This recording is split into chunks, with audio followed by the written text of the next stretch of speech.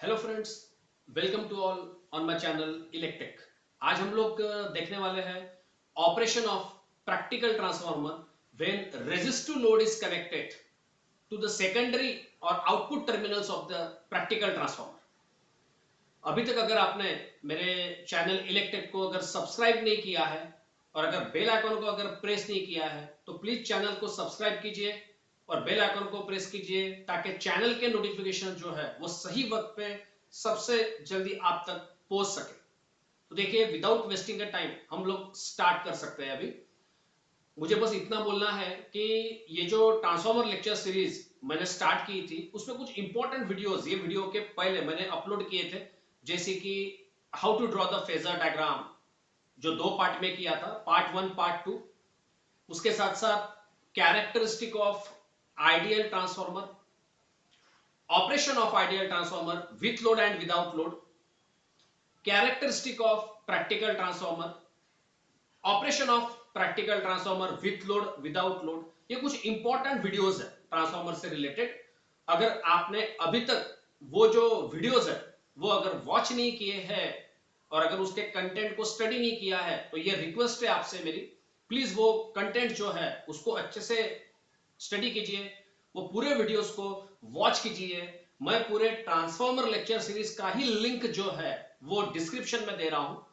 आप please visit कीजिए, वो सब विजिट कीजिए वो सब वीडियोस को और वॉच कीजिए अच्छे से। और उसके बाद ही ये आज का वीडियो जो है वो अगर आप देखेंगे अच्छे से तो आपको जो कंटेंट है आज के वीडियो का वो काफी अच्छे से कंसेप्चुअली क्लियर होगा। और आगे के जो ट्रांसफॉर्मर से रिलेटेड कुछ वीडियो जो रहेंगे मेरे, वो भी आपको काफी अच्छे से समझ जाएंगे। तो चलिए, without wasting the time start करते हैं directly operation of practical transformer. जब रेजिस्टिव लोड जो है वो आपने सेकेंडरी टर्मिनल जो है प्रैक्टिकल ट्रांसफॉर्मर का वहां कनेक्ट किया है, तो चलिए सबसे पहले हम लोग देखेंगे इक्वेशन थ्योरी।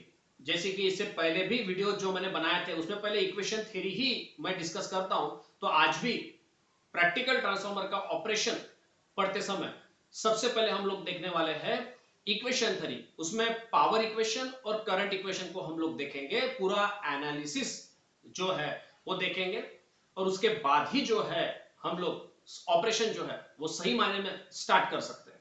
तो चलिए देखें, सबसे पहले पावर इक्वेशन को देखते हैं।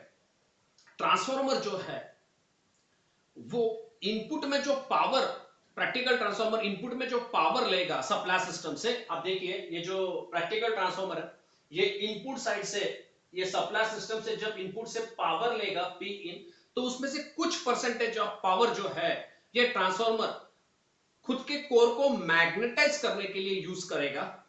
तो ये है वो पी मैग मतलब power required to magnetize the core. तो इनपुट पावर में से कुछ परसेंटेज ऑफ पावर कोर को मैग्नेटाइज करने के लिए ट्रांसफॉर्मर यूज करेगा।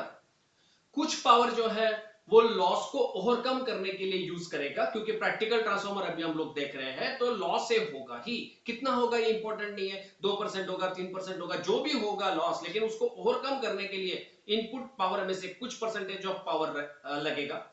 और मैक्सिमम शेयर जो है वो इनपुट पावर का जो है वो लोड के डिमांड को कैटर करने में रहेगा। तो इस तरह से इनपुट पावर जो है वो ये तीनों फंक्शन के लिए यूज होगा। तो इसीलिए जो पावर इक्वेशन रहेगा वो देखिए हम लोगों ने लिख के रखा है। इनपुट पावर जो है उसमें से कुछ परसेंटेज ऑफ पावर कोर को मैग्नेटाइज करने में ट्रांसफॉर्मर यूज करेगा, कुछ परसेंटेज ऑफ पावर है लॉस को ओवरकम करने के लिए यूज होगा, और मैक्सिमम शेयर जो है वो इनपुट पावर का ये लोड के डिमांड को कैटर करने में लगेगा। तो इस तरह पावर का इक्वेशन क्या हुआ, P input power equals to P mag, that is power required to magnetize the core. Then P loss, power required to overcome the losses. And the last but not the least, P load, that is power required to cater the demand of load. तो ये हो गया power equation.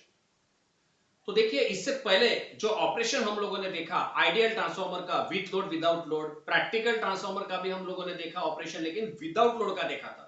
तो उसमें तीनों function या input power के जो फंक्शंस है वो तीन कभी नहीं रहते थे, दो ही फंक्शन रहते थे। लेकिन आज आप देख रहे हैं जब आप practical transformer with load study कर रहे हैं तो इनपुट पावर के ये तीनों फंक्शन रहेंगे।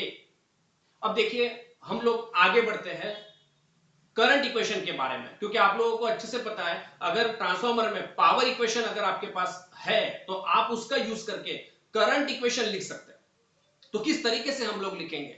हमारे पास हर एक करंट है जो एक पर्टिकुलर पावर को रिप्रेजेंट करता है। जैसे कि आप देखिए इनपुट पावर जो है उसको रिप्रेजेंट करने के लिए ये इनपुट साइड का करंट हम लोग यूज करते हैं। आप देखिए ये ट्रांसफॉर्मर का इनपुट साइड है, प्राइमरी साइड है, तो प्राइमरी साइड जो है ट्रांसफॉर्मर का इनपुट साइड जो है उसका पावर रिप्रेजेंट करने के लिए हम लोग ये इनपुट साइड का करंट I1 जो है प्राइमरी करंट ट्रांसफॉर्मर का primary winding current I1 use कर रहे हैं। उसके बाद देखिए आई म्यू ये मैग्नेटाइजिंग कंपोनेंट है प्राइमरी वाइंडिंग के करंट I1 का, जो वो पावर को रिप्रेजेंट करता है जो कोर को मैग्नेटाइज करने में लगेगा। उसके बाद IW ये लॉस कंपोनेंट है जो वो पावर को रिप्रेजेंट करता है जो लॉस को ओवरकम करने में लगेगा। और I2 डैश ये प्राइमरी करंट का लोड कंपोनेंट है या एडिशनल प्राइमरी करंट है और वो पावर को रिप्रेजेंट करता है जो लोड के डिमांड को कैटर करने के लिए यूज होगा। तो इस तरह से देखिए करंट इक्वेशन भी हम लोगों ने लिखा आफ्टर पावर इक्वेशन।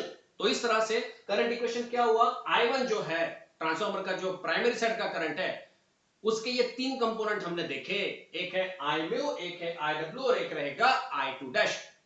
जहां I म्यू ये मैग्नेटाइजिंग कंपोनेंट ऑफ करंट होगा, IW ये loss component of primary current होगा एंड I2 डैश ये होगा लोड कंपोनेंट या एडिशनल प्राइमरी करंट। तो इस तरह से देखिए हम लोगों ने पावर इक्वेशन और करंट इक्वेशन देखा।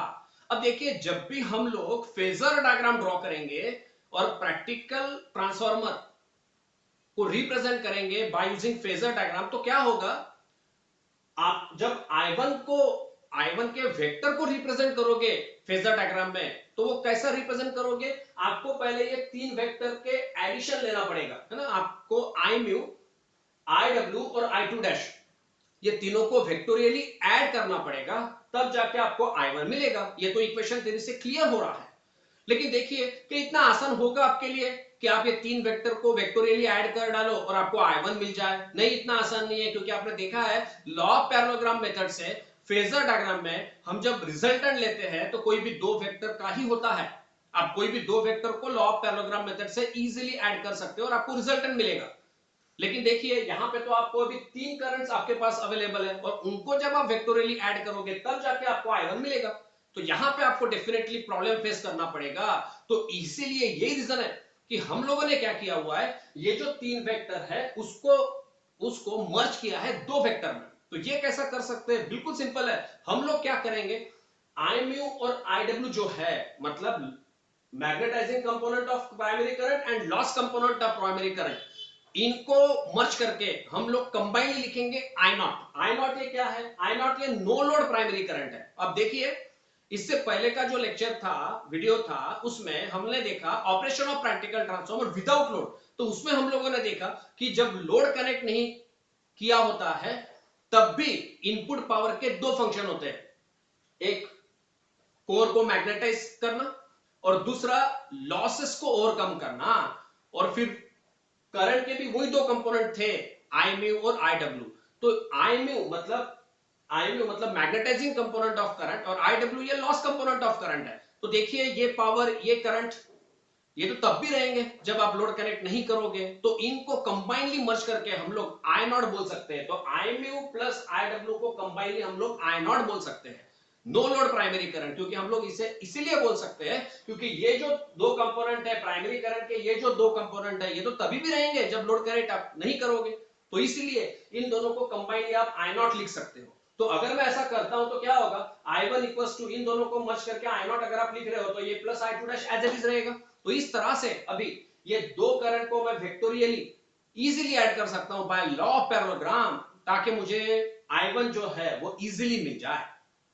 तो इस तरीके से देखिए हम लोगों ने अभी तक पावर इक्वेशन और करंट इक्वेशन जो है प्रैक्टिकल ट्रांसफॉर्मर का जब आपने लोड कनेक्ट किया हो उसके सेकेंडरी टर्मिनल्स में, ये अभी तक हम लोगों ने देखा। मुझे लगता है कि आपको अच्छे से क्लियर हो चुका है, क्योंकि ये इंपॉर्टेंट है। बिना पावर इक्वेशन और करंट इक्वेशन के आप लोग ऑपरेशन नहीं पढ़ पाओगे।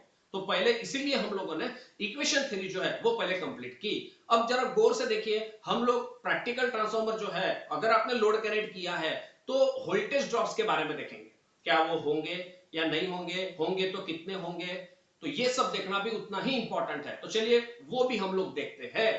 तो अब देखिए, अगर प्रैक्टिकल ट्रांसफॉर्मर है और अगर आप लोड कनेक्ट किया है आपने, अब देखिए आपने अगर लोड कनेक्ट किया है, रेजिस्टिव लोड आरएल जो है वो कनेक्ट किया हुआ है, तो क्या होगा।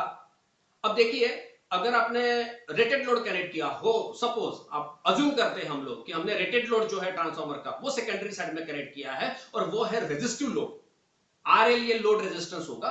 तो आप देखिए, अगर आप लोड कनेक्ट किया है आपने और अगर ईएमएफ इंड्यूस हुआ है, ट्रांसफार्मर चार्ज है, ट्रांसफार्मर वर्क कर रहा है प्रॉपर्ली, सेकेंडरी वाइंडिंग में ईएमएफ इंड्यूस जो है वो हो चुका है E2, तो क्या होगा, ईएमएफ इंड्यूस हो चुका है, सेकेंडरी साइड जो है वो पूरी तरीके से जो है वो क्लोज है, तो finite amount of current flow होगा as per the requirement of load. अगर लोड रेटेड है तो रेटेड सेकेंडरी करंट I2 ये फ्लो होगा। अब क्या होगा, अगर रेटेड करंट फ्लो हो रहा है तो आप देखिए, आज मैंने जो है ये देखो, ये सेकेंडरी वाइंडिंग जो है ट्रांसफार्मर का, अब देखिए प्रैक्टिकल ट्रांसफार्मर हम लोग डिस्कस कर रहे हैं तो वाइंडिंग का नेचर है डेफिनेटली R प्लस L, जो कि नेचुरल नेचर रहता है। कोई भी डिवाइस, कोई भी मशीन का जो वाइंडिंग होता है वो नेचुरली रेजिस्टिव कम इंडक्टिव होता है।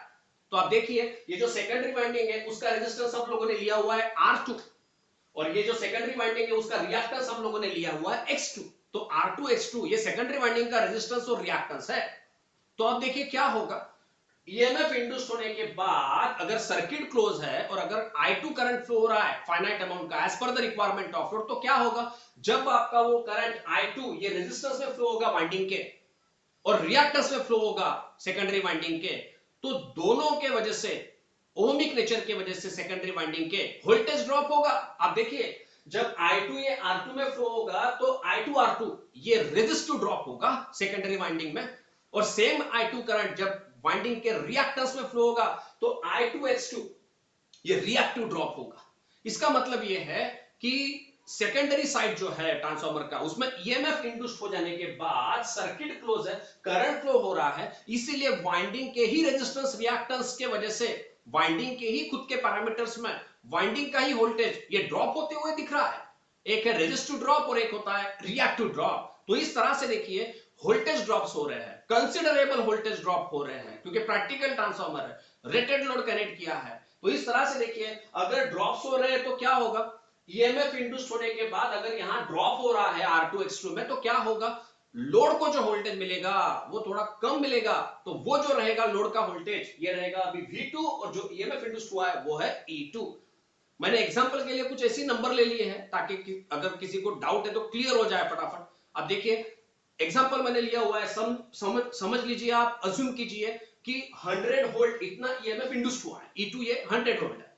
तो ईएमएफ इंड्यूस होने के बाद वाइंडिंग के रेजिस्टेंस रिएक्टेंस की वजह से वाइंडिंग करंट कैरी कर रही है, इसीलिए अगर वोल्टेज ड्रॉप हो रहा है तो दोनों वोल्टेज ड्रॉप मिला के अगर आप 20 वोल्ट समझ रहे हो, अज्यूम कीजिए, ये जस्ट एग्जांपल है, 20 वोल्ट इतना वोल्टेज अगर सपोज ड्रॉप हो रहा है तो क्या होगा, 100 वोल्ट में से ईएमएफ इंड्यूस जितना हुआ है 100 वोल्ट, उसमें से कुछ परसेंटेज ऑफ पावर 20 वोल्ट इतना वोल्ट अगर वोल्टेज जो है वो अगर ड्रॉप होता है, ठीक है, ईएमएफ इंड्यूस हुआ है 100 वोल्ट, उसमें से 20 वोल्ट इतना वोल्टेज अगर ड्रॉप होता है तो बचा 80 वोल्ट, तो वो 80 वोल्ट जो है V2 ये लोड को मिलेगा।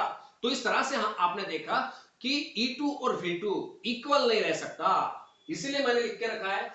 इसीलिए यहां पे आप देखिए, ये जो E2 और V2 है वो इक्वल नहीं रहेगा, E2 is not equal to V2, और इसीलिए नहीं है क्योंकि बीच में वोल्टेज ड्रॉप हो रहा है। तो आप देखिए, जब आप फेजर डायग्राम देखोगे तो E2 ये V2 से इक्वल आप नहीं लिख सकते, उल्टा वोल्टेज ड्रॉप होगा, इस वजह से E2 is not equal to V2 होगा। और फेजर डायग्राम में E2 और V2 के जो वेक्टर्स रहेंगे उसके बीच में आपको ड्रॉप, वोल्टेज ड्रॉप के वेक्टर्स बताने होंगे, ये मोस्ट इंपॉर्टेंट है। अब देखिए, ये तो हो गया सेकेंडरी से रिलेटेड। अभी देखिए प्राइमरी साइड जो है उसमें भी ये होगा, हाँ जी डेफिनेटली होगा। अब देखिए, ये आपका जो प्राइमरी वाइंडिंग है उसमें हम लोग अप्लाई कर रहे हैं V1 जो है 100 वोल्ट, अज्यूम कीजिए अगर मैं 100 वोल्ट अप्लाई कर रहा हूं तो क्या होगा, सर्किट क्लोज है, और देखिए लोड अगर आपका सेकेंडरी साइड में रेटेड कनेक्टेड है तो सेकेंडरी साइड में रेटेड करंट फ्लो हो रहा है, तो प्राइमरी साइड का जो करंट होगा I1 वो भी रेटेड होगा। तो क्या होगा, जब आपका रेटेड करंट जो है वो वोल्टेज अप्लाई किया है, सर्किट क्लोज है, तो रेटेड करंट जब ये प्राइमरी वाइंडिंग का रेजिस्टेंस R1 और प्राइमरी वाइंडिंग के रिएक्टेंस X1 में फ्लो होगा, तो जैसे सेकेंडरी में वोल्टेज ड्रॉप हो रहा था, रेजिस्टिव ड्रॉप और रिएक्टिव ड्रॉप हो रहा था, वैसे प्राइमरी में भी होंगे। प्राइमरी वाइंडिंग का जो रेजिस्टेंस है R1 उसमें I1 R1 इतना वोल्टेज ड्रॉप होगा, और प्राइमरी वाइंडिंग का जो रिएक्टेंस है X1 उसमें I1 X1 इतना वोल्टेज ड्रॉप होगा। क्योंकि वोल्टेज ड्रॉप का फॉर्मूलेशन क्या है, current multiply by ohmic value. तो रेजिस्टिव ड्रॉप होगा I1 R1 और रिएक्टिव ड्रॉप होगा I1 X1। तो इस तरह से आप देखिए प्राइमरी वाइंडिंग जो है उसके ही रेजिस्टेंस रिएक्टेंस, ये जो उसका ओमिक प्रॉपर्टी है, उस वजह से वही वाइंडिंग में वोल्टेज ड्रॉप हो रहा है। तो क्या होगा, मैं अप्लाई कर रहा हूं सपोज 100 वोल्ट, आप अज्यूम कीजिए, तो उसमें से समझिए 100 वोल्ट में से आउट ऑफ 100 वोल्ट समझिए 20 वोल्ट इतना वोल्टेज ड्रॉप हो गया, तो बचा 80 वोल्ट वो किसको मिलेगा, प्राइमरी वाइंडिंग को। तो हम लोग अज्यूम करते हैं कि E1 ये क्या होगा 80। इसका ही मतलब ये है कि जैसा सेकेंडरी साइड में E2 और V2 इक्वल नहीं थे क्योंकि बीच में वोल्टेज ड्रॉप हो रहा था, तो on the same lines primary side में भी वही होगा। V1 और E1 कभी इक्वल नहीं रहेंगे, क्योंकि अगर ट्रांसफार्मर प्रैक्टिकल है और अगर आप लोड कनेक्ट करते हो तो V1 is not equal to E1, क्योंकि वहां पे भी वोल्टेज ड्रॉप हो रहा है। तो देखिए दोनों साइड में हमने देखा कि इंटरनल वोल्टेजेस और एक्सटर्नल वोल्टेजेस ये इक्वल नहीं है, और बीच में वोल्टेजेस क्या हो रहे हैं वाइंडिंग में, दोनों वाइंडिंग में प्राइमरी और सेकेंडरी ड्रॉप्स हो रहे हैं। तो ये जो वोल्टेज ड्रॉप्स है इनको भी आपको फेजर डायग्राम ड्रॉ करते समय मेंशन करना पड़ेगा, ड्रॉ करना पड़ेगा, आपको वो भी वेक्टर ड्रॉ करने पड़ेंगे जो वोल्टेज ड्रॉप के है। तो यही रीजन है कि हम लोगों ने जब अभी ऑपरेशन हम लोग पढ़ रहे हैं तो इक्वेशन थ्योरी के बाद हम लोगों ने ये भी देखा। तो मेरे ख्याल से अभी ये अच्छा क्लियर हुआ है आपको कि जो ऑपरेशन है प्रैक्टिकल ट्रांसफार्मर का वो पढ़ते समय अभी हम लोगों ने पावर इक्वेशन देखा है, करंट इक्वेशन देखा है, और ट्रांसफार्मर में क्या इंटरनल बिहेवियर रहेगा वो भी देखा है। तो अब देखिए ये जो बिहेवियर है प्रैक्टिकल ट्रांसफार्मर का जब आपने लोड कनेक्ट किया हो, और रेजिस्टिव लोड हम लोग कंसीडर कर रहे हैं आज के वीडियो में, क्योंकि लोड का नेचर कुछ भी हो सकता है, इंडक्टिवली डोमिनेंट हो सकता है, कैपेसिटिवली डोमिनेंट हो सकता है, या फिर आपको पता ही है रेजिस्टिव नेचर भी हो सकता है। तो हम आज के वीडियो में लोड जो है वो रेजिस्टिव नेचर का ले रहे हैं। तो इस तरीके से देखिए अभी हम लोग ये जो ऑपरेशन है, ये जो बिहेवियर है प्रैक्टिकल ट्रांसफार्मर का, ये देखने वाले हैं with the help of suitable phasor diagram, जो कि मोस्ट इंपॉर्टेंट है। एक एक वेक्टर को हम लोग देखेंगे काफी अच्छे से। आप देखिए स्टार्ट करते हैं फेजर डायग्राम को वन बाय वन। देखिए एक रिक्वेस्ट है आपसे, यहां पे कंप्लीट फेजर डायग्राम मैंने ड्रॉ करके रखा है। मैं एक एक वेक्टर को क्लियर करते करते आगे बढ़ूंगा, आप वही वेक्टर के बारे में सोचिए और वही वेक्टर को देखिए जो यहां पे मैं मेंशन कर रहा हूं या डिस्कस आपसे कर रहा हूं। अगर आपका ध्यान नहीं रहेगा, अगर आप सीरियसली नहीं देखोगे तो क्या होगा, प्रॉपरली समझ में नहीं आएगा। तो ये मेरी रिक्वेस्ट है आपसे, मैं और एक बार रिक्वेस्ट करता हूं आपको, फेजर डायग्राम हम लोग देख रहे हैं अभी, तो मैं जो वेक्टर के बारे में आपको बताने जा रहा हूं आप वही पर्टिकुलर वेक्टर के तरफ ही ध्यान दीजिए ताकि आपको काफी अच्छे से बेटर समझ में आए। तो चलिए विदाउट वेस्टिंग का टाइम जल्दी स्टार्ट करते हैं।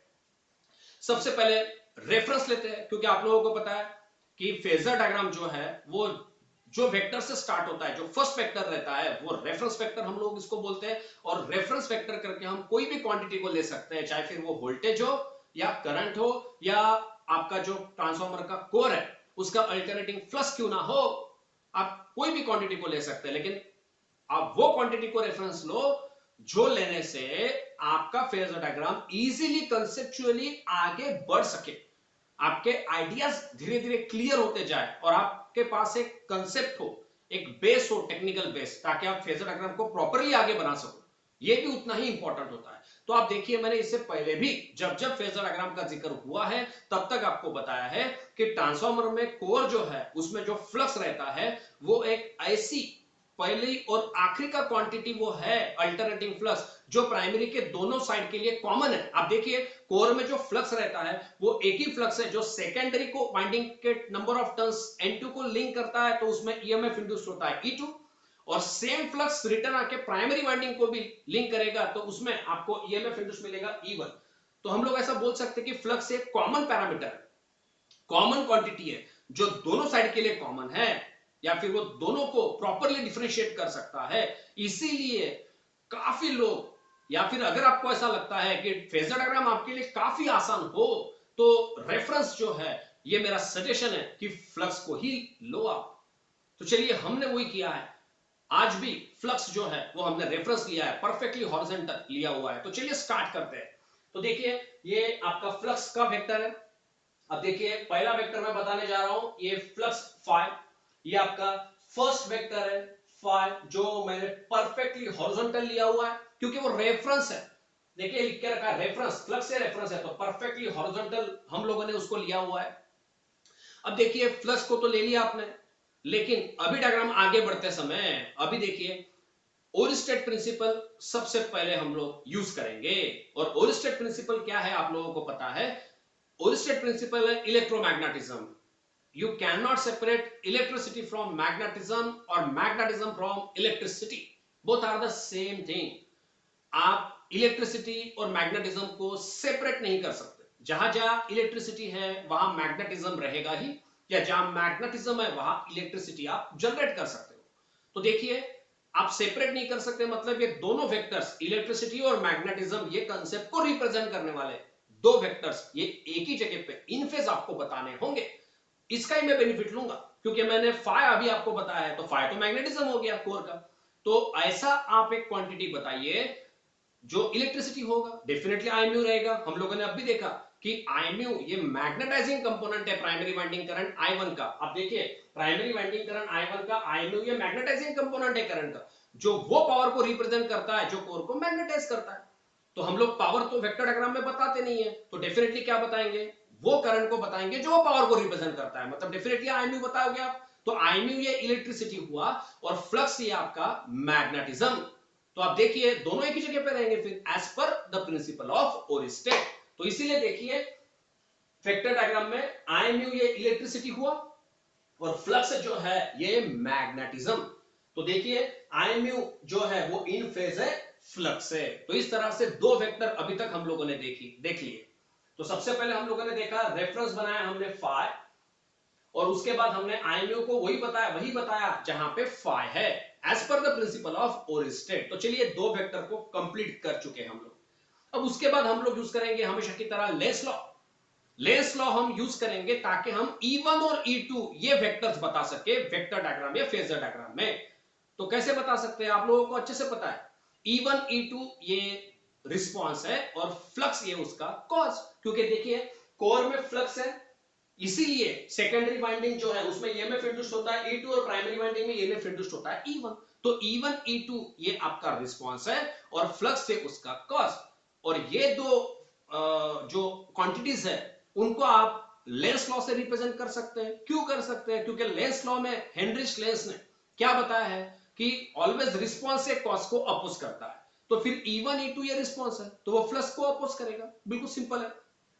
लेकिन ये इफेक्ट वेक्टर डायग्राम में कैसा बताएंगे, ऑलवेज अगर कंसेप्ट को कोई प्रॉब्लम नहीं है तो आप देखिए कैसे बताएंगे, आप लेंस लॉ को कैसे बताएंगे आप फेजर डायग्राम में, zero power factor lagging effect से, मतलब ही 90 डिग्री लैगिंग इफेक्ट से।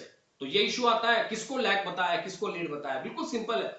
जो रिस्पॉन्स होता है वो कॉज को अपोज करता है, तो जो अपोज करता है रिस्पॉन्स उसे आप 90 डिग्री पीछे बताइए, बिल्कुल सिंपल है। वही हम लोगों ने किया हुआ है। आप देखिए E1 E2 आप देखिए अच्छे से देखिए वेक्टर देखिए, मुझे ये फ्लक्स को और E1 E2 ये दोनों को कंपेयर करना है। तो मैंने उन दो वेक्टर के बीच में क्या बताया हुआ है, आर्क बताया। देखो वेक्टर कैसे घूमते हैं, एंटी क्लॉकवाइज। वेक्टर का जो रोटेशन है एंगुलर वेलोसिटी है आपको पता है एंटी क्लॉकवाइज है। तो आप देखिए कम पढ़िए, वेक्टर अगर एंटी क्लॉकवाइज घूम रहे हैं तो एरो का टिप फ्लक्स के पास है तो वो आगे हुआ, और टेल ये E1 E2 दोनों के पास है तो इस वजह से वो दोनों पीछे हो गए। हाँ बिल्कुल सही है, क्योंकि E1 E2 ये दोनों रिस्पॉन्स है, तो उनको दोनों को 90 डिग्री पीछे बताना है लेंस लॉ के हिसाब से। रिस्पॉन्स से कॉज को अपोज करता है तो रिस्पॉन्स से 90 डिग्री पीछे बताना है।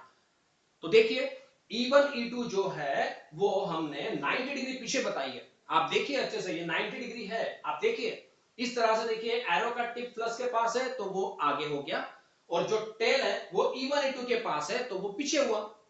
तो इस तरह से देखिए E1 E2 दोनों टेल E1 E2 के पास है, इसीलिए वो 90 डिग्री लैग कर रहे हैं लेंस लॉ के हिसाब से। तो चलिए हम लोगों ने अभी तक 4 वेक्टर को देखा हुआ है, ऐसा हम लोग बोल सकते हैं। पहला, ये रेफरेंस क्वांटिटी जो है आपका फाई, फ्लक्स ये आपका रेफरेंस है। उसके बाद ये मैग्नेटिज्म था, तो ये आई म्यू ये इलेक्ट्रिसिटी जो मैग्नेटिज्म के पास ही रहेगा as per the principle of ओरिस्टेड। तो ये 2 वेक्टर हुए थे, और अभी लेंस लॉ को हम लोग ने यूज किया हुआ है और E1 E2 को बताया हुआ है। तो इस तरह से देखिए, ये E1 E2 भी हमने बताया, दोनों जो है वो 90 डिग्री पीछे है, लैग कर रहे हैं, क्योंकि ये रिस्पॉन्स है तो ये आपका हो गया कॉस। तो रिस्पॉन्स जो है वो 90 डिग्री पीछे है, क्योंकि एरो का टिप जो वेक्टर के पास है वो आगे और टेल जो वेक्टर के पास है वो पीछे। तो E1 E2 90 डिग्री पीछे है, लेंस लॉ के हिसाब से हम लोगों ने वो बताया हुआ है। तो चलिए यहां तक हम लोग आए हैं और 4 वेक्टर को हम लोगों ने देखा है।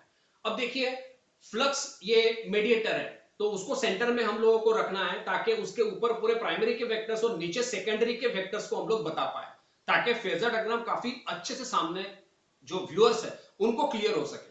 तो फिर इसीलिए हम लोग क्या करेंगे, ये जो आपका फ्लक्स है उसके नीचे ये जो प्राइमरी सेकेंडरी है, तो उसमें प्राइमरी का वेक्टर नहीं होना चाहिए, लेकिन अभी आया हुआ है तो कोई दिक्कत नहीं है, आप उसको शिफ्ट कर सकते हैं प्राइमरी साइड में ऊपर, बिल्कुल शिफ्ट कर सकते हैं। आप देखिए, अगर नीचे E1 है तो हम लोग उसको शिफ्ट करते हैं। तो अब देखिए, मैंने पहले से करके रखा है, आप देखिए ये जो E1 है मैंने उसको ऊपर शिफ्ट किया हुआ है, तो मैंने लिखा है -E1, लेकिन वेक्टर ये नेगेटिव में रिप्रेजेंट नहीं करते हम लोग, तो -E1 को पॉजिटिव करने के लिए या शो करने के लिए मैंने मॉड लिया हुआ है।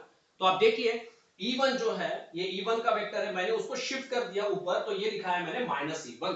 तो चलिए यहां तक हम लोग आ चुके हैं। तो इस तरह से देखिए, आगे हम वेक्टर डायग्राम में बढ़ते हैं।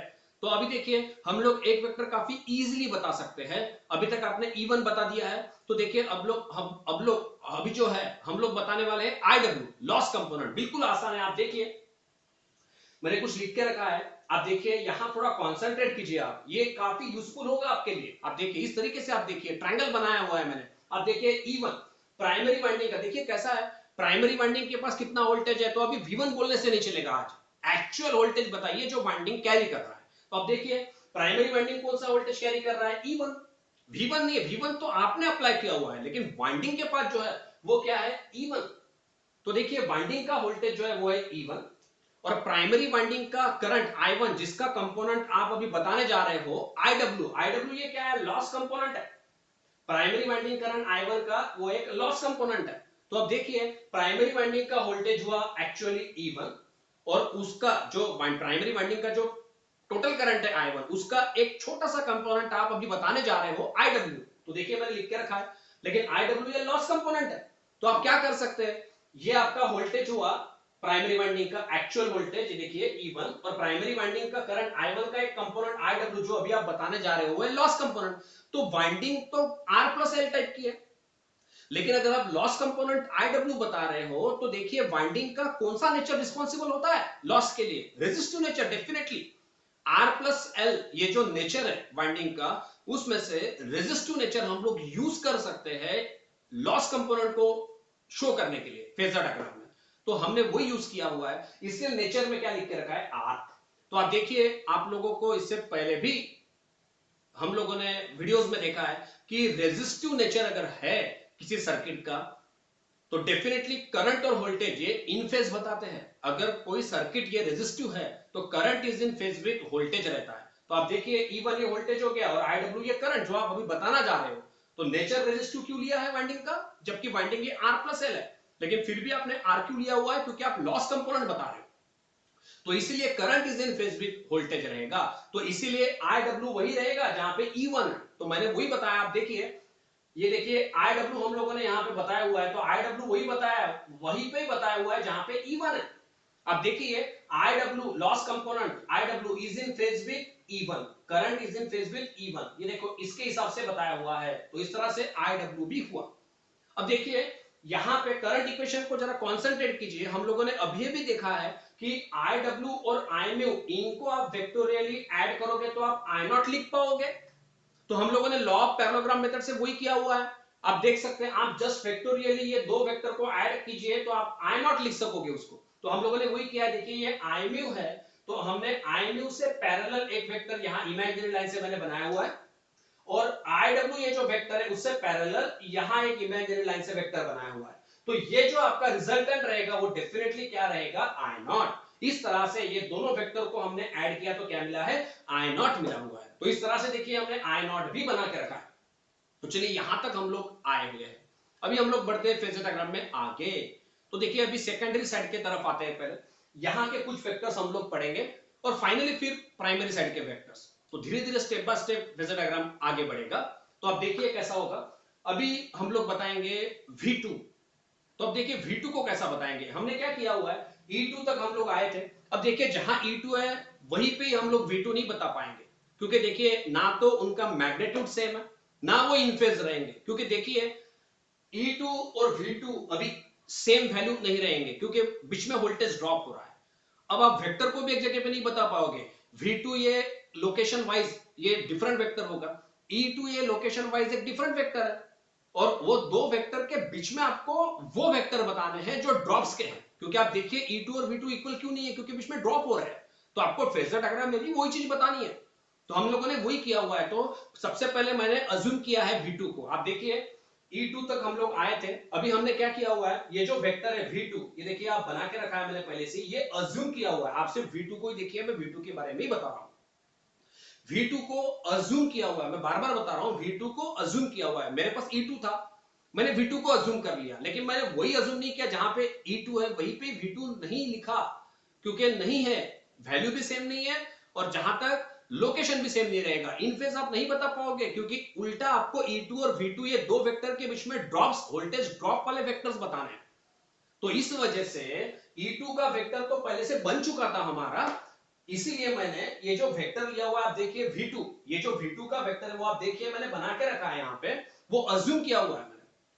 ठीक है, अब देखिए V2 को आप अज्यूम किए हो वहां पे जहां पे जैसा कि मैंने बताया हुआ है डायग्राम में। अब देखिए हम लोग क्या बताने वाले हैं, अभी I2 बताने वाले हैं। अब आप बता सकते हैं I2, क्योंकि अभी V2 आपके पास अवेलेबल है। क्योंकि आप देखिए लोड जो है, लोड का वोल्टेज है V2 और लोड का करंट है I2। तो आप देखिए यहां पे मैंने लिख के रखा है, आप देखिए अच्छे से, लोड का वोल्टेज है V2, लोड का करंट है I2। तो फिर लोड कैसा है, लोड है प्योरली रेजिस्टिव इन नेचर। अगर लोड ये रेजिस्टिव नेचर है तो आप देखिए current is in phase with voltage होगा। अगर लोड ये रेजिस्टिव नेचर का है तो लोड का करंट ये इन फेज होगा लोड के वोल्टेज के साथ, क्योंकि नेचर रेजिस्टिव है तो लोड का। तो इसीलिए ये बेनिफिट मिला, इसीलिए तो मैंने V2 बना के रखा था पहले, ताकि आप I2 को वहीं पे बता सको जहां पे आपने अज्यूम किया है V2 को। तो आप देखिए हमने वही किया है, ये V2 का वेक्टर अज्यूम किया था अभी अभी हम लोगों ने। तो जहां पे V2 है वहीं पे मैंने I2 बता दिया। तो ये क्या हो गया, अभी I2 करंट जो है वो इज इन फेज विथ क्या हुआ, V2। तो current is in phase with voltage V2, क्योंकि लोड का वोल्टेज है V2, लोड का करंट है I2, तो current is in phase with voltage होगा, क्योंकि लोड है रेजिस्टिव इन नेचर। अब देखिए मैंने यहां पे लिख के रखा है लोड का वोल्टेज है V2। देखिए लोड का वोल्टेज है V2, तो लोड का वोल्टेज हो गया V2, लोड का करंट है I2, तो लोड का नेचर है रेजिस्टिव। तो अगर लोड का नेचर रेजिस्टिव है तो लोड का करंट I2 ये इज इन फेज होगा लोड के वोल्टेज V2 के साथ। तो देखिए हम लोगों ने वो भी बना के रखा है। तो इस तरह से आप देखिए I2 भी हम लोगों ने शो करके रखा है, यहाँ पे रिप्रेजेंट किया हुआ है वेक्टर डायग्राम में। तो चलिए आगे बढ़ते हैं। तो इस तरह से I2 भी हम लोगों ने बताया। तो अभी देखिए I2 अगर आप बताते हो, ये सेकेंडरी साइड का करंट है I2। तो आपको पता है कि सेकेंडरी वाइंडिंग का करंट अगर I2 आप अगर डायग्राम में बनाते हो तो आप लोड कंपोनेंट बता सकते हो। क्योंकि आप देखिए सेकेंडरी साइड का करंट अगर आपके पास है तो प्राइमरी साइड का जो करंट है, ठीक है, वो आप कैसे बता सकते हो, लोड कंपोनेंट कैसे बता सकते हो, 180 डिग्री से। मैंने इससे पहले एक वीडियो बनाया था, ठीक है, जो था लोडिंग इफेक्ट का, उसमें भी हम लोगों ने देखा था, या हम लोगों ने जब operation of ideal transformer with load पढ़ा था उसमें भी डिस्कस किया था। आपको पता है कि 180 डिग्री ये रिलेशन रहता है ऑलवेज, आपका सेकेंडरी वाइंडिंग करंट I2 और आपका एडिशनल प्राइमरी करंट जो होता है I2 डैश उसमें। क्योंकि देखिए अभी सेकेंडरी का जो करंट है वो I2 रहेगा। अभी आपने वो बता भी दिया है फेजर डायग्राम में, देखिए I2 आपने बता भी दिया है। तो फिर आप क्या बता सकते हैं अभी I2 डैश, अगर आपने I2 बता दिया है तो अभी आप I2 डैश बता सकते हो। I2 डैश क्या है, I2 डैश लोड कंपोनेंट है। क्योंकि वो कैसे 180 डिग्री क्यों बताते हैं, क्योंकि देखिए सेकेंडरी साइड में अभी आपने लोड कनेक्ट किया हुआ है, रेटेड लोड कनेक्ट किया हुआ है, तो करंट फ्लो हो रहा है सेकेंडरी साइड में I2। देखिए करंट फ्लो हो रहा है सेकेंडरी साइड में I2, जो अभी तक हमने पहले ही बता दिया है। तो सेकेंडरी साइड में लोड कनेक्टेड है। अच्छा खासा रेटेड लोड कनेक्टेड है तो करंट भी फ्लो हो रहा है, रेटेड करंट I2, तो सेकेंडरी साइड में अगर रेटेड करंट फ्लो हो रहा है तो पावर भी रेटेड रहेगा, सेकेंडरी साइड का जो भी रहेगा। तो ट्रांसफार्मर खुद को स्टेबल रखने के लिए क्या करेगा, सेकेंडरी का अगर ये पावर है ना, सेकेंडरी साइड की ये पावर लेवल है, तो प्राइमरी साइड का पावर लेवल जो है, सेकेंडरी साइड का पावर लेवल अगर रेटेड है तो ट्रांसफार्मर प्राइमरी साइड का जो पावर है वो भी बढ़ाएगा अभी और रेटेड लेके आएगा, नहीं तो ट्रांसफार्मर तो अनस्टेबल हो जाएगा। सेकेंडरी साइड में अगर पावर लेवल बड़ा है और रेटेड है तो ट्रांसफार्मर प्राइमरी का भी तो रेटेड पावर करेगा ना, नहीं तो ट्रांसफार्मर तो अनस्टेबल हो जाएगा। तो ट्रांसफार्मर खुद को स्टेबल करने के लिए, बैलेंस करने के लिए करता है। तो ये जो इफेक्ट है वो हम 180 डिग्री इफेक्ट से बताते हैं, क्योंकि ऐसा करने से क्या होता है, ट्रांसफार्मर अगेन न्यूट्रलाइज होता है, बैलेंस हो जाता है ना, कोई डोमिनेंट नहीं रहता है, ना सेकेंडरी साइड डोमिनेंट रहता है ना प्राइमरी साइड डोमिनेंट रहता है, दोनों इक्वल होता है। तो ट्रांसफार्मर अपना जो लेवल है ना, ट्रांसफार्मर जो है जैसे सेकेंडरी साइड का पावर बढ़ा है तो ट्रांसफार्मर प्राइमरी साइड का भी पावर बढ़ाने के लिए और खुद को बैलेंस करने के लिए, न्यूट्रलाइज करने के लिए ये करता है। तो ये 180 डिग्री इफेक्ट से हम लोग बताते हैं फेजर डायग्राम में। तो इसीलिए अगर सेकेंडरी साइड का करंट जो है वो अगर आप बता चुके हो I2, तो उसके बाद आप जो लोड कंपोनेंट है प्राइमरी साइड का करंट जो है एडिशनल कंपोनेंट जिसको I2 डैश से हम लोग रिप्रेजेंट करते हैं वो 180 डिग्री बताते हैं।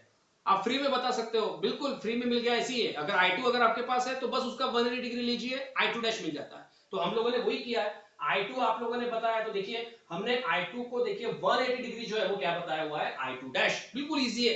अब देखिए I2 आपने बना के रखा है तो जस्ट I2 मैंने 180 डिग्री लिया है तो I2 डैश मिल गया मुझे। तो इस तरीके से देखिए I2 डैश भी अवेलेबल हो चुका है। तो अब देखिए अभी आपके पास I0 भी अवेलेबल है और अभी आपके पास I2 डैश भी अवेलेबल है। तो अब आप उनको वेक्टोरियली ऐड करोगे तो आपको क्या मिलेगा, I1। तो अभी लॉ ऑफ पैरेललोग्राम मेथड से मैं ये करूंगा, मैं अभी I1, I0 और I2 डैश जो दोनों वेक्टर मेरे पास है उनको वेक्टोरियली ऐड करने जा रहा हूं, ताकि आपको क्या मिलेगा, I1 और आपका करंट इक्वेशन एक कंप्लीट होगा। तो फेजर डायग्राम अभी तक आगे जो बढ़ रही थी वो किसके लिए बढ़ रही थी, to complete the current equation basically. तो आप देखिए मेरे पास अभी I म्यू था तो मैंने उससे पैरेलल एक वेक्टर ले लिया। आप देखिए सॉरी, हमको I0 और I2 डैश को वेक्टोरियली ऐड करना है। तो मैं ये बोल रहा था कि अपने पास ये जो है I0 ये वेक्टर है जो पहले से हम लोगों ने बनाया था। तो अभी हम लोग क्या करने जा रहे हैं, I0 जो है उससे पैरेलल एक वेक्टर बना रहे हैं, देखिए इमेजिनरी लाइन से बना के रखा है, और साथ में I2 डैश जो हम लोगों ने बनाया था अभी उससे पैरेलल एक इमेजिनरी लाइन से ये वेक्टर बनाते हैं।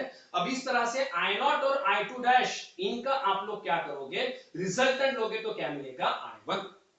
इस तरह I0 और I2 डैश का आप रिजल्टेंट लोगे तो क्या मिलेगा, I1। आप देखिए I0 से पैरेलल एक वेक्टर हम लोगों ने बनाया और I2 डैश जो हमारे पास अवेलेबल था उससे एक पैरेलल वेक्टर हमने बनाया, तो ये जो पैरेललोग्राम बना उसका रिजल्टेंट क्या होगा, I1। तो इस तरह से अभी I1 जो है वो अच्छे से रिप्रेजेंट हो चुका है इस तरह से। अब देखिए इस तरीके से हमने करंट इक्वेशन जो है वो अच्छे तरीके से पूरा वेक्टर डायग्राम में रिप्रेजेंट किया हुआ है।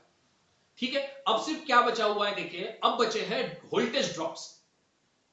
अभी मेनली वोल्टेज ड्रॉप्स बचे हैं और आपका एक मोस्ट इंपॉर्टेंट वेक्टर बचा है V1। तो देखिए स्टेप बाय स्टेप आगे बढ़ेंगे। तो यहां तक का फेजर डायग्राम मेरे ख्याल से आप लोगों को क्लियर हुआ होगा। तो अभी हम लोग बताएंगे ड्रॉप्स। तो सबसे पहले सेकेंडरी के ड्रॉप्स को हम लोग कवर करेंगे, बिल्कुल आसान होता है। देखिए अब मेरे हिसाब से चलिए देखिए डिस्कस करते हैं। ड्रॉप्स अभी बताने हैं आपको, तो सबसे पहले ये क्लियर होना चाहिए कि ड्रॉप्स बताएंगे कैसे, ड्रॉप किसमें ऐड होंगे, ये सब क्लियर होना बहुत इंपॉर्टेंट है। तो देखिए ये 120/80 ये कंसेप्ट ही वही है, मैंने वो एग्जांपल करके इसलिए लिया था। आप देखिए 20 वोल्ट ये कंबाइंड ड्रॉप है, resistive plus inductive drop, reactive drop.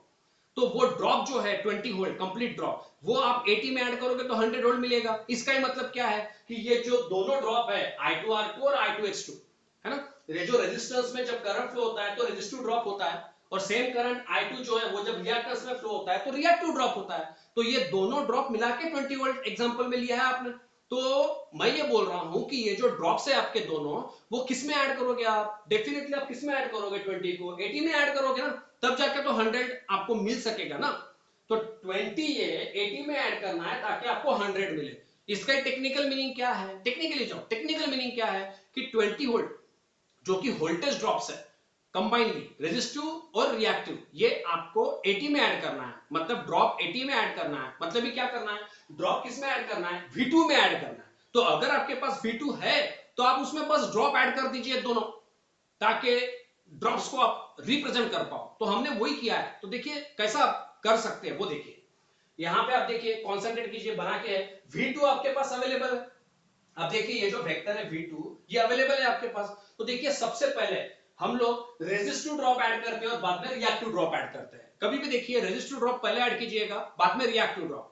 ठीक है, तो आप देखिए रेजिस्टिव ड्रॉप ऐड करते हैं तो किस तरीके से ड्रॉप ऐड कर सकेंगे, बिल्कुल सिंपल है। आप देखिए जरा कॉन्सेंट्रेट कीजिए यहां पे। रेजिस्टिव ड्रॉप का फॉर्मूला क्या है, I2R2। तो आप देखिए I2R2 ये रेजिस्टिव ड्रॉप है। वोल्टेज ड्रॉप का फॉर्मूला क्या है, current multiply by ohmic value ना। तो I2R2 ये रेजिस्टिव ड्रॉप है और जो करंट की वजह से वो हुआ वो है I2। तो ये हो गया करंट, ये हो गया वोल्टेज ड्रॉप। तो रेजिस्टिव ड्रॉप है तो वोल्टेज ड्रॉप का नेचर क्या है, रेजिस्टिव। देखिए लोड का इससे कोई लेना देना नहीं है, वो गलती से मैच हो रहा है अभी कि लोड भी रेजिस्टिव है और मैं वोल्टेज ड्रॉप की बात कर रहा हूं तो वो भी वोल्टेज ड्रॉप रेजिस्टिव है। जब आप वोल्टेज ड्रॉप का डिस्कशन कर रहे हो तो सिर्फ नेचर वोल्टेज ड्रॉप का ही देखिए, लोड का डिस्कशन नहीं चल रहा है। आप रेजिस्टिव ड्रॉप बताना चाह रहे हो तो मैं ये बोल रहा हूं कि I2R2 ये रेजिस्टिव ड्रॉप है, वोल्टेज ड्रॉप, और जो करंट की वजह से हो रहा है वो है I2। तो वोल्टेज ड्रॉप रेजिस्टिव नेचर का है तो इसलिए मैंने R लिख के रखा है। तो क्या कीजिएगा, वोल्टेज ड्रॉप का नेचर अगर रेजिस्टिव ड्रॉप है तो डेफिनेटली क्या होगा, रेजिस्टिव नेचर है ड्रॉप का, तो करंट और वोल्टेज एक ही जगह पे रहेगा ना।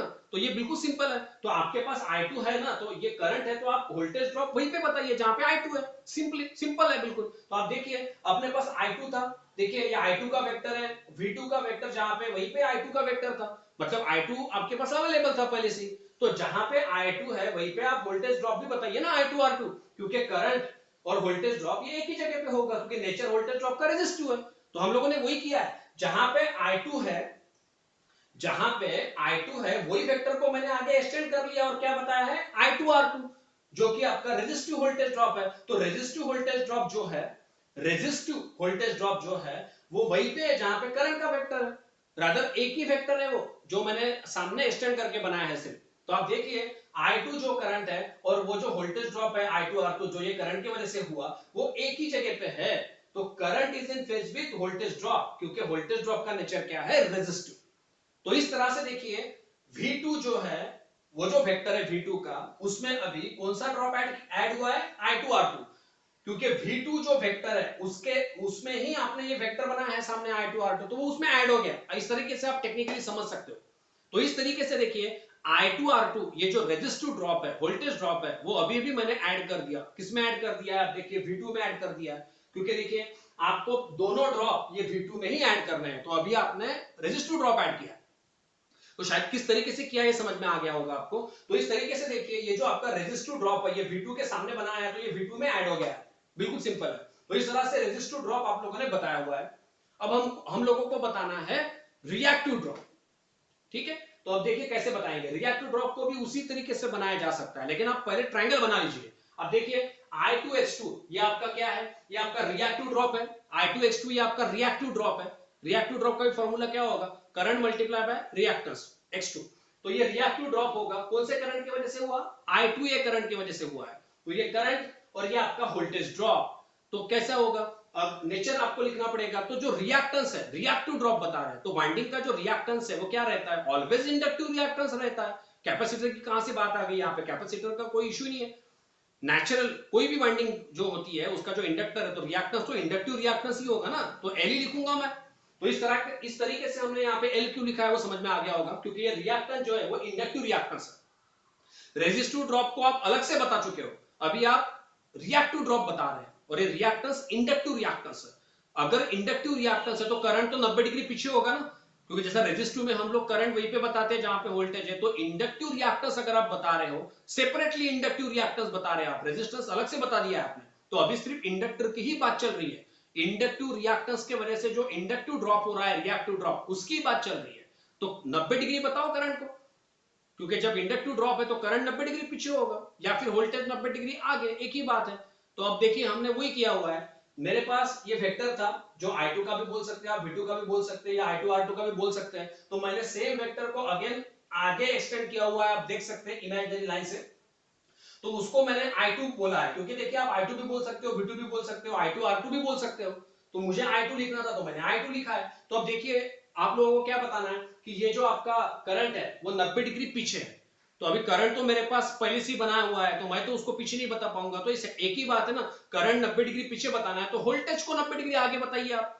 तो मैं वोल्टेज ड्रॉप को 90 डिग्री आगे बताऊंगा अभी। तो बिल्कुल सिंपल है, आप देखिए वेक्टर जो है वो एंटी क्लॉकवाइज घूमते हैं। आप देखिए तो एरो का टिप जो वेक्टर के पास है वो आगे, तो E2 ये आगे हुआ, और आप देखिए टेल ये I2 के पास है, ठीक है, तो वो पीछे हो गया। तो आप देखिए एक तरीके से एरो का टिप जो है वो E2 के पास बोलो या I2 X2 के पास बोलो, एक ही बात है, I2 X2 बोलना चाहिए। तो देखिए वेक्टर एंटी क्लॉकवाइज घूम रहे हैं, तो एरो का टिप ये I2 X2 के पास है। I2 X2 ये आपका वोल्टेज ड्रॉप है, रिएक्टिव वोल्टेज ड्रॉप, और I2 ये करंट जिसके वजह से वो ड्रॉप हुआ।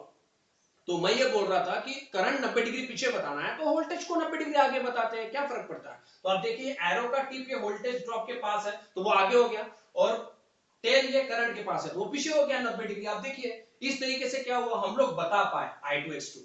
और एक फंक्शन जो है वो और एक अच्छे से क्लियर हुआ है कि आप देखिए आपको दोनों ड्रॉप ये V2 में ऐड करने थे। आप देखिए ये दोनों मिला के जो 20 वोल्ट ड्रॉप है ये 80 में मतलब V2 में आपको ऐड कराने थे, तो वो हो चुके हैं। आप देखिए मैं बताता हूं आपको, ये जो V2 था उसमें आपको दोनों ड्रॉप ऐड करने थे। तो देखिए V2 में सबसे पहले रेजिस्टिव ड्रॉप ऐड किया है हम लोगों ने।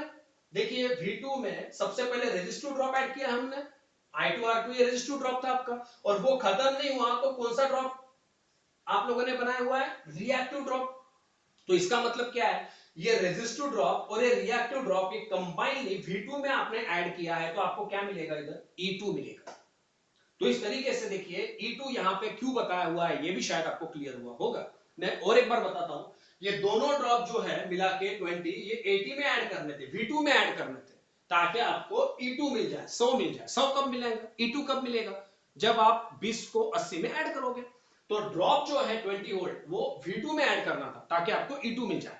तो आप देखिए मैं और एक बार बता रहा हूं, ये जो आपका V2 है वहां से आपने रेजिस्टिव ड्रॉप बताया था, ये आपका रेजिस्टिव ड्रॉप है, I2 R2 ये रेजिस्टिव ड्रॉप है। तो V2 में आपने रेजिस्टिव ड्रॉप बताया है, वो खत्म नहीं हुआ तो आपने रिएक्टिव ड्रॉप बताया। इसका मतलब क्या हुआ कि ये दोनों ड्रॉप जो है वो V2 में ऐड हो चुके हैं ताकि आपको क्या मिल जाए, E2। और यहां पे आप देखिए V2 और E2 ये दो वेक्टर है, उसके बीच में अभी ड्रॉप्स आपको दिखेंगे। इसीलिए तो मैंने जो V2 को अज्यूम किया था वो अभी आपको समझ में आया होगा कि वो ऐसा अज्यूम क्यों किया था। एक ही जगह पे कैसे बता सकते हैं, आप नहीं बता सकते क्योंकि प्रैक्टिकल ट्रांसफॉर्मर चल रहा है। तो E2 V2 कभी इक्वल नहीं होगा, वैल्यू से भी नहीं होगा और इन फेज भी नहीं होगा, क्योंकि उनके दो वेक्टर के बीच में तो वोल्टेज ड्रॉप वाले वेक्टर्स आएंगे ना, रेजिस्टिव ड्रॉप और रिएक्टिव ड्रॉप, तो वो आपको बताने होंगे। तो आप देखिए ये आपका V2 का वेक्टर है, ये E2 का वेक्टर है, और ये वेक्टर के बीच में ये ड्रॉप के वेक्टर्स आ गए अभी प्रॉपर्ली। तो इस तरीके से देखिए V2 में पहले रेजिस्टिव ड्रॉप ऐड किया, फिर रिएक्टिव ड्रॉप ऐड किया, तो ये दोनों ड्रॉप V2 में ऐड किए तो क्या मिला, E2 मिला। इस तरीके से देखिए ये सेकेंडरी साइड जो है ये पूरा क्लियर हो चुका है अभी फेजर डायग्राम में। और अभी हम लोग वोल्टेज ड्रॉप बताएंगे प्राइमरी साइड के, जो बिल्कुल सिंपल है, लेकिन कैसे बता सकते हैं वो देखिए, जल्दी कंप्लीट होगा फेजर डायग्राम, आप बने रहिए मेरे साथ। बड़ा फेजर डायग्राम है देखिए, और यहाँ पे कोई शॉर्टकट नहीं होता है, तो आपको पूरा कंप्लीट वॉच ही करना पड़ेगा। तो देखिए स्टार्ट करते हैं अभी प्राइमरी साइड के वेक्टर्स हम लोग लेते हैं। तो देखिए प्राइमरी साइड के वेक्टर्स अभी आप बताओगे वोल्टेज ड्रॉप के, तो पहले आपको ये सीखना होगा कि प्राइमरी साइड के जो वोल्टेज ड्रॉप है वो आप किस में ऐड करोगे, वो इंपॉर्टेंट है। तो देखिए प्राइमरी साइड में 20 वोल्ट ये दोनों ड्रॉप मिला के ये रेजिस्टिव ड्रॉप हो गया I1 R1 और ये I1 X1 ये रिएक्टिव ड्रॉप। तो ये दोनों ड्रॉप जो है 20 वोल्ट ये किस में ऐड करोगे, 80 में मतलब E1 में ऐड करोगे, तब जाके आपको 100 वोल्ट मतलब V1 मिलेगा। इसका ही मतलब क्या है कि प्राइमरी साइड के अगर आप क्या बताना चाह रहे हो, वोल्टेज ड्रॉप अगर बताना चाह रहे हो तो वो आपको E1 में ऐड करने होंगे। आप देखिए ना डायग्राम में मैंने इसीलिए वो बताया हुआ है। आप देखिए 20 वोल्ट कंबाइंड ड्रॉप है, resistive drop as well as reactive drop. तो ये किस में ऐड करना होगा, E1 में 80 में ऐड करना होगा, ताकि आपको क्या मिल जाए, V1 मिल जाए। तो देखिए 20 आपको 80 में ऐड करना है, मतलब ये वोल्टेज ड्रॉप E1 में ऐड करना है ताकि आपको V1 मिल जाए। तो कोई दिक्कत नहीं है, आपके पास E1 तो है ही ना, तो E1 में बस आप क्या कर लो, ड्रॉप ऐड कर दीजिए। मैंने किया भी है, देखिए E1 जो है उसमें मैंने पहले रेजिस्टिव ड्रॉप ऐड किया है, बाद में रिएक्टिव ड्रॉप ऐड किया है, ताकि मेरे को V1 मिल जाए। बस आपको सीखना है कि कैसे बताया मैंने वो। तो चलिए स्टार्ट करते हैं अगेन। तो देखिए ड्रॉप तीनों, सिर्फ 3 वेक्टर बचे, आप बने रहिए। देखिए स्टेप बाय स्टेप बनाते हैं। सबसे पहले देखिए मैंने क्या किया है, क्यों किया है ये बाद में बताता हूं, पहले क्या किया है वो देखिए। ये आप देखिए I1 का वेक्टर आपके पास पहले से ही था बनाया हुआ। तो ये जो प्राइमरी वाइंडिंग करंट है I1, मैंने क्या किया, मुझे उसकी जरूरत है किसी दूसरे लोकेशन वो वेक्टर की I1 की, तो मैंने वो वेक्टर को शिफ्ट कर दिया है लिटरली। और कहां जरूरत है, मुझे E1 में जरूरत है, क्योंकि आप देखिए मुझे ये दोनों ड्रॉप E1 में ऐड करना है, तो मुझे I1 को शिफ्ट करना है, मुझे उसको शिफ्ट करना है। तो मैंने क्या किया है, ये जो I1 है ये वेक्टर से पैरेलल एक वेक्टर ये E1 से बनाया हुआ है और उसको भी नाम क्या दिया हुआ है, I1। तो देखिए आप फेजर डायग्राम में कोई भी वेक्टर का लोकेशन है चेंज कर सकते हैं, और आपको कोई वेक्टर का लोकेशन चेंज करना है और आपको अगर वो वेक्टर की जरूरत किसी दूसरे लोकेशन में है तो आप कभी भी शिफ्ट कर सकते हैं। ध्यान रखिए आप वेक्टर को शिफ्ट कर सकते हैं, बस एक है कि आपको उसके लिए शिफ्ट करते वक्त पैरेलल, एग्जैक्टली पैरेलल बनाना होगा। मतलब मुझे बोलना यह है कि जैसे कि I1 का लोकेशन यहां पे ओरिजिनली ये था, अब मुझे उसकी जरूरत E1 के पास थी, तो मैंने क्या किया, सेट स्क्वायर लेके I1 का जो वेक्टर था वो सेम वेक्टर से पैरेलल एक वेक्टर ये E1 से यहां बनाया।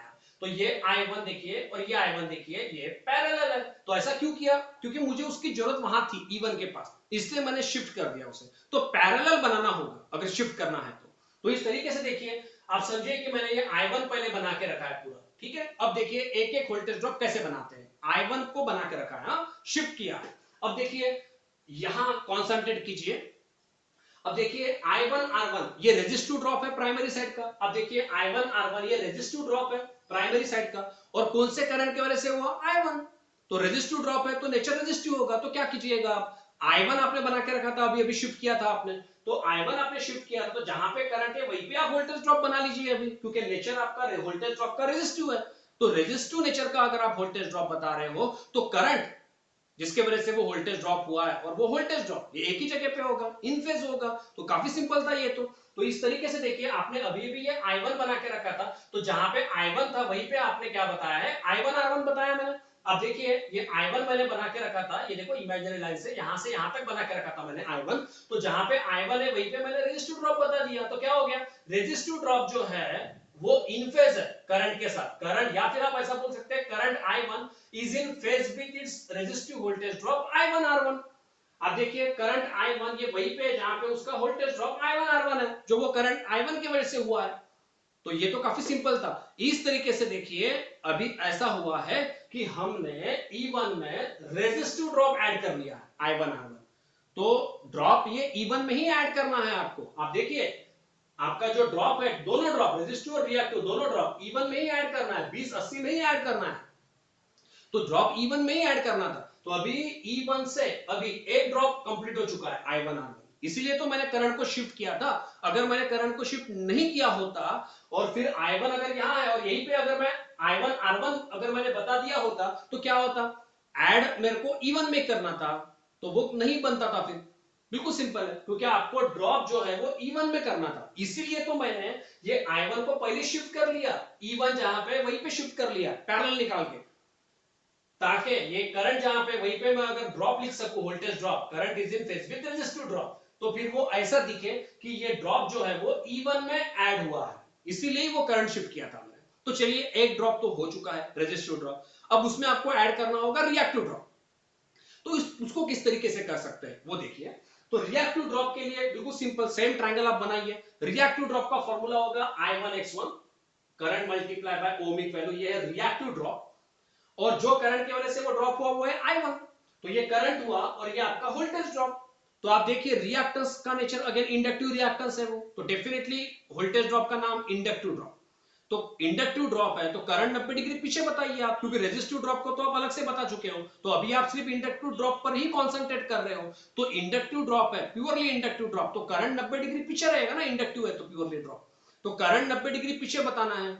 अब करंट तो पहले बन चुका है तो करंट 90 डिग्री पीछे बताना है, अब उसको नहीं बता सकते, करंट पहले बन चुका है तो वोल्टेज ड्रॉप को 90 डिग्री आगे बताते, एक ही बात है। तो देखिए करंट पहले से अवेलेबल है तो हमने वोल्टेज ड्रॉप को बता दिया। अब देखिए वेक्टर ये एंटी क्लॉकवाइज घूम रहे हैं, तो एरो का टी पे I1x1 ये वोल्टेज ड्रॉप के पास है तो वो आगे हो गया, और टेल ये I1 के पास है तो वो पीछे हो गया 90 डिग्री। तो इसका ही मतलब क्या है कि अभी E1 में पहले रेजिस्टिव ड्रॉप ऐड हुआ, वो खत्म नहीं हुआ तो रिएक्टिव ड्रॉप ऐड हो गया। तो इस तरह ये दोनों ड्रॉप जो है, रेजिस्टिव ड्रॉप और रिएक्टिव ड्रॉप, ये दोनों ड्रॉप जो है वो E1 में ऐड हो चुके हैं।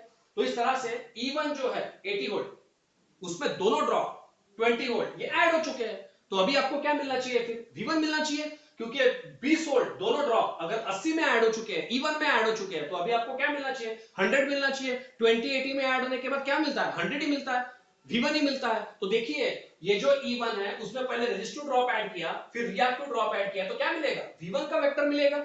इस तरीके से देखिए कंप्लीट हो चुका है, पूरा वेक्टर डायग्राम कंप्लीट हो चुका है। बहुत बड़ा फेजर डायग्राम था। मुझे ऐसा लगता है कि आपको पसंद आया होगा वीडियो और आपको समझ में आया होगा, एक एक वेक्टर को मैंने क्लैरिफाई किया हुआ है। तो इस तरीके से देखिए अभी पूरे वेक्टर्स को हम लोगों ने प्रॉपरली बताया है। तो ये जो डायग्राम है ये आपका प्रैक्टिकल ट्रांसफार्मर का डायग्राम है ऑपरेशन का, जब आपने लोड कैसा कनेक्ट किया है, resistive nature, purely resistive load आपने सेकेंडरी साइड में कनेक्ट किया है तब। अब यहां पे सिर्फ बचा है एंगल्स बताना, ठीक है। मैंने इसलिए एंगल्स नहीं बताया ताकि आप लोगों को कंफ्यूजन ना हो और थोड़ा विजिबिलिटी प्रॉपर रहे। अब देखिए हम लोगों को 3 एंगल बताना होता है यहाँ पे, उसमें से सबसे पहला एंगल मैं बताता हूं power factor angle primary side का। तो प्राइमरी साइड का वोल्टेज है जो आपने अप्लाई किया है V1 और प्राइमरी वाइंडिंग का करंट है I1। देखिए V1 ये वोल्टेज है और I1 ये करंट, तो उस बीच में V1 और I1 के बीच में जो पावर फैक्टर एंगल रहता है वो होगा ∅1। तो आप देखिए ये है आपका V1 का वेक्टर और ये है I1। तो अभी आप बता सकते हो, ये आप देखिए ये इस तरीके से बता सकते हो आप, ये V1 का वेक्टर है और ये आपका I1 का वेक्टर है, तो उनके बीच में जो एंगल रहेगा वो रहेगा ∅1, पावर फैक्टर एंगल। ठीक है, इसको थोड़ा इधर बताता हूं मैं, ये होगा ∅1, ये पावर फैक्टर एंगल है ∅1 which is the angle between primary voltage V1 and primary current I1। Same उसी तरीके से आप बता सकते हो सेकेंडरी साइड का पावर फैक्टर एंगल ∅2 जो कि होगा V2 और I2 के बीच में का एंगल, क्योंकि V2 ये लोड वोल्टेज है और I2 ये लोड करंट, तो लोड वोल्टेज और लोड करंट के बीच में जो एंगल रहेगा वो रहेगा ∅2, power factor angle secondary side का। तो आप देखिए ये आपका V2 है और ये आपका I2, तो पावर फैक्टर एंगल क्या होगा, दोनों एक ही जगह पे है ना, इन फेज है, तो एंगल 0। तो आपको बताना अगर है तो आप बता सकते हो यहाँ पे, तो ये जो आपका ∅2 रहेगा, जी हाँ ये रहेगा 0 डिग्री, क्योंकि current is in phase with voltage है, करंट वहीं पे है जहां पे वोल्टेज है, तो एंगल उनका 0 रहेगा। ठीक है, और एक लास्ट एंगल बचाना होता है यहाँ पे, शो करना होता है, वो है लोड एंगल डेल्टा। E2 और V2 के बीच में लोड एंगल यहाँ पे हम लोगों को बताना होता है। तो आप देखिए ये आपका E2 का वेक्टर है, आप देखिए ये आपका E2 का वेक्टर है और ये है आपका V2। तो आप देखिए E2 और V2 के बीच में ये जो है ये रहेगा डेल्टा, जिसको लोड एंगल बोला जाता है। देखिए E2 और V2 में ड्रॉप्स है? आप देखिए E2 और V2 के बीच में ड्रॉप है, तो यहां पे भी फेजर डायग्राम में आप देखिए कि E2 जो है, ये E2 जो है और ये आपका V2, इसके बीच में ये ड्रॉप आया है। तो ये ड्रॉप क्यों आया है, क्योंकि लोड कनेक्ट किया है, करंट फ्लो हो रहा है, इसलिए तो ड्रॉप हुआ है ना वाइंडिंग में, तो लोड की वजह से वो ड्रॉप हुआ है और E2 और V2 के बीच में वो एंगल बन गया है, तो इसीलिए डेल्टा जो है वो लोड एंगल उसे बोला जाता है। तो इस तरीके से देखिए पूरा कंप्लीट डायग्राम जो है आपका, फेजर डायग्राम जो है वो पूरा कंप्लीट हो चुका है। इस तरीके से देखिए आज के वीडियो में बस इतना ही। तो इस तरह से हमने आज के वीडियो में ऑपरेशन पढ़ लिया है प्रैक्टिकल ट्रांसफार्मर का, जब रेजिस्टिव लोड ये कनेक्ट किया हुआ है आपने सेकेंडरी टर्मिनल्स में। तो देखिए आप बने रहिए मेरे साथ, मेरे चैनल इलेक्टेक के साथ, ऐसी कुछ इंटरेस्टिंग वीडियोस के लिए। तो चलिए, आपको अगर आज के वीडियो का कंटेंट पसंद आया है तो प्लीज वीडियो को लाइक कीजिए और चैनल को भी सब्सक्राइब कीजिए। ओके, तो चलिए आज के लिए बस इतना ही। वीडियो थोड़ा बड़ा बन गया है, लेकिन देखिए कंटेंट ही वैसा है। तो थैंक्स फॉर वॉचिंग।